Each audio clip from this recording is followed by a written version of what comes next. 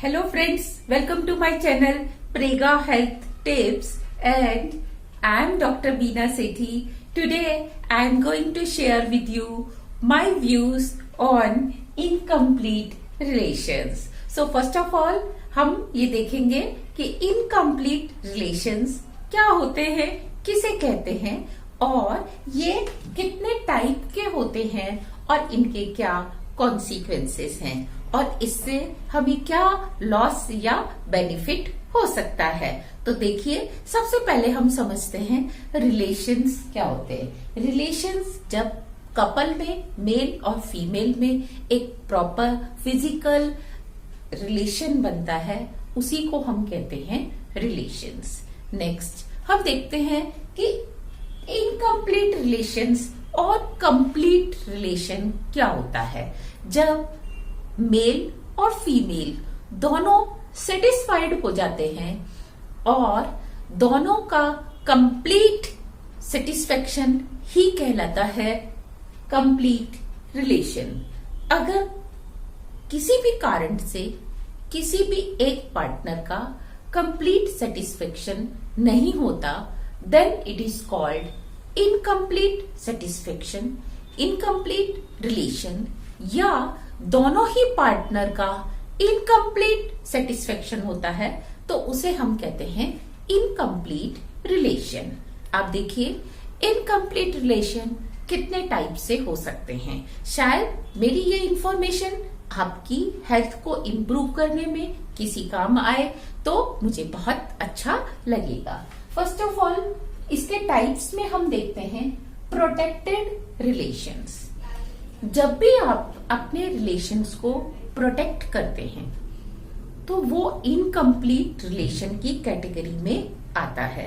कैसे कि अगर मेल पार्टनर ने किसी भी तरीके से प्रोटेक्ट कर रखा है अपने आप को, चाहे वो सेल्फ कंट्रोल से है, चाहे आप कुछ यूज कर रहे हैं, तो फीमेल पार्टनर जो है वो पार्टली अनसेटिस्फाइड रह जाता है और इसको हम इनकम्प्लीट रिलेशन की कैटेगरी में रखते हैं।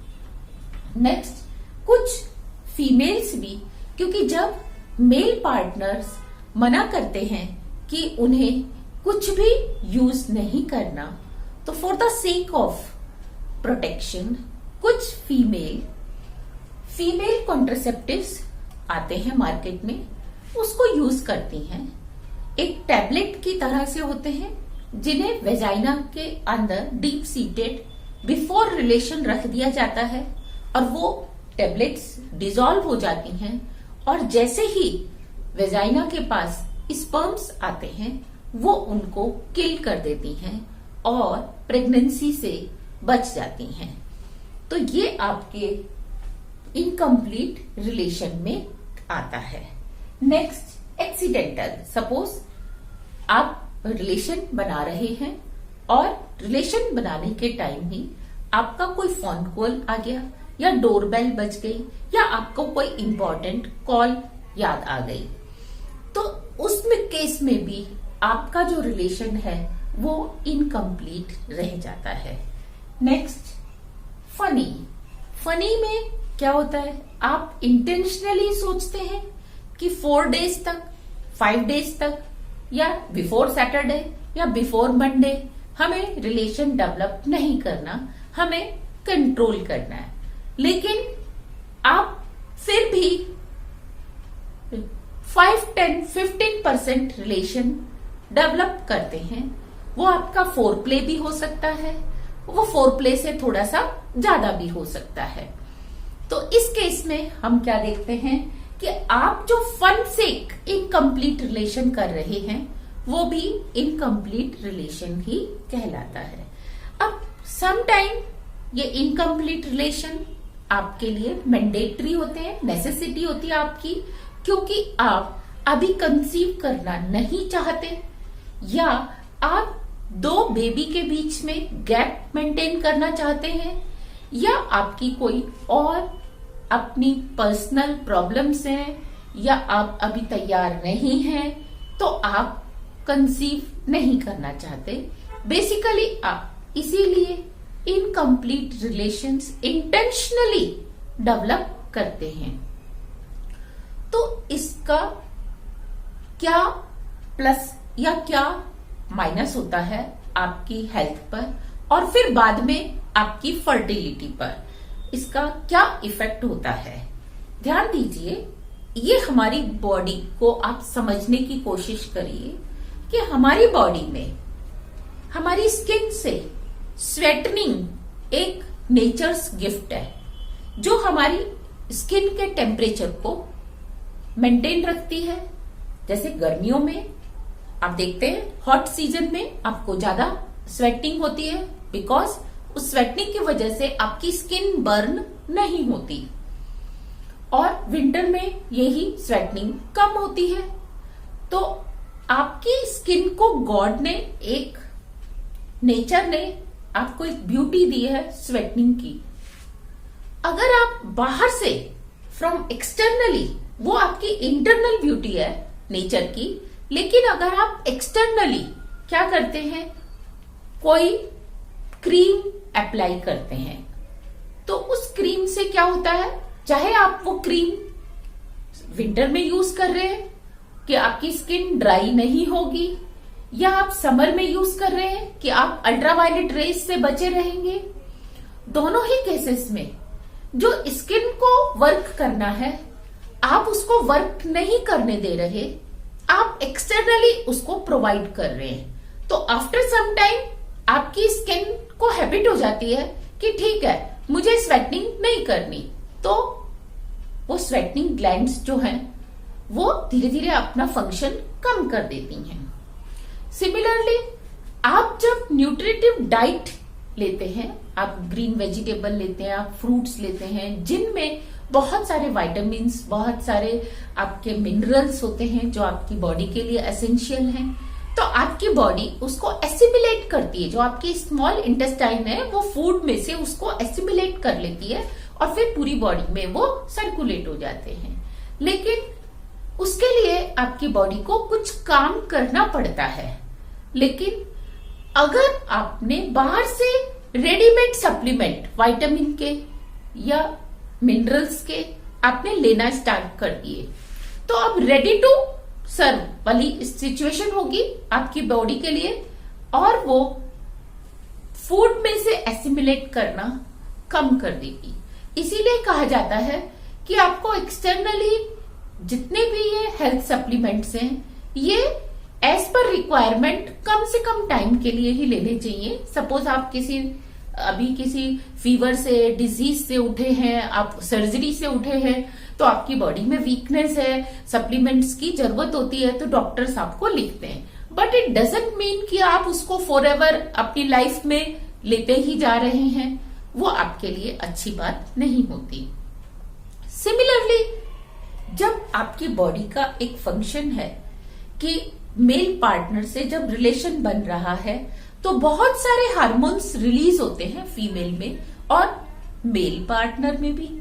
लेकिन जब आप कॉन्ट्रासेप्टिव यूज करते हैं तो क्या होता है कि आपकी जो वेजाइना है उसको काउंटर करने की अपॉर्चुनिटी नहीं मिलती, तो धीरे धीरे वो काउंटर करना बंद कर देती है। और फिर जब आप डेवलप करना चाहते हैं अनप्रोटेक्टेड रिलेशन, तो भी आपकी वेजाइना पैसिव ही रहती है। और जब वो पैसिव ही रहती है, ना उसमें कॉन्ट्रैक्शन होता है ना उसमें मूवमेंट होता है, तो आपको क्या होता है, इनफर्टिलिटी की प्रॉब्लम होती है, जिसको आप अननोन रीजन ऑफ इनफर्टिलिटी भी कह सकते हैं।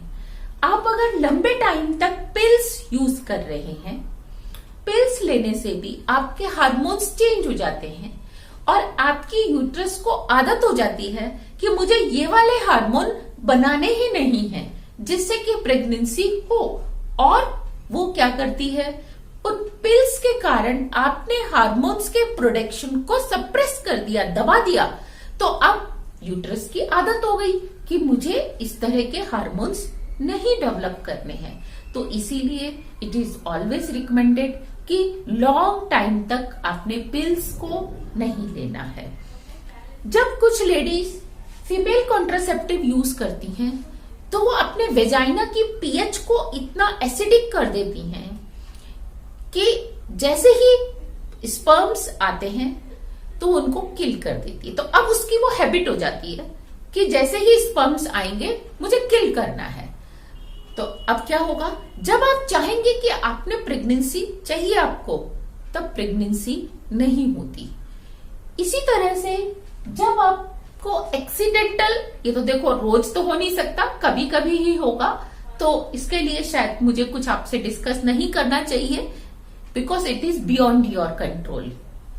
लेकिन जो फनी इनकम्प्लीट रिलेशंस हैं, इसमें आप 10, 15, 20% रिलेशन बनाकर और छोड़ देते हो, तो आपकी बॉडी ने रेस्पॉन्ड करना जैसे ही शुरू किया, या तो मेल या फीमेल दोनों में से एक ने भी स्टेप बैक किया, तो दूसरे की बॉडी ने तो रेस्पॉन्ड करना स्टार्ट किया था।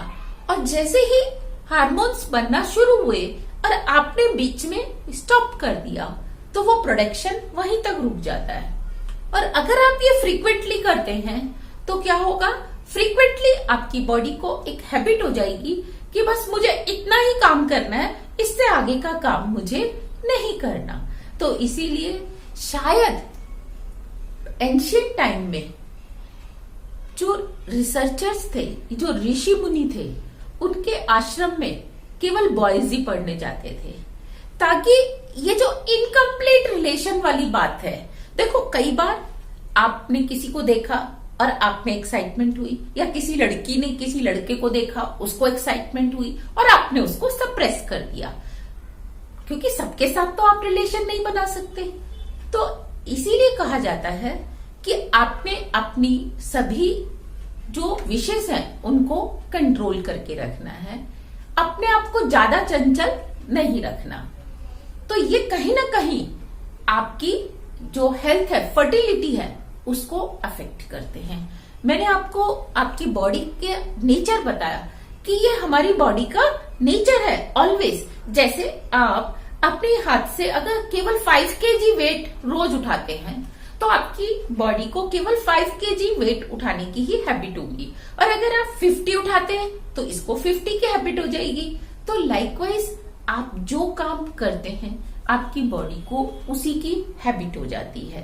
तो आप इसके ऊपर बहुत ध्यान से वर्क करिए और सोचिए कि क्या आप इंटेंशनली या अनइंटेंशनली कुछ गलत तो नहीं करने जा रहे, क्योंकि जो डे बाय डे हम देख रहे हैं इनफर्टिलिटी के केसेस बढ़ते ही जा रहे हैं। हर 5 में एक केस किसका है, इनफर्टिलिटी का है। तो उसके पीछे काफी हद तक हमारा ये जो लाइफस्टाइल है, modern lifestyle, it is responsible. तो आप अगर कंसीव करना चाहते हैं तो अपने इन इनकम्प्लीट रिलेशंस के ऊपर वर्क करिए, और हो सके तो कम बनाइए लेकिन हेल्दी रिलेशंस बनाइए।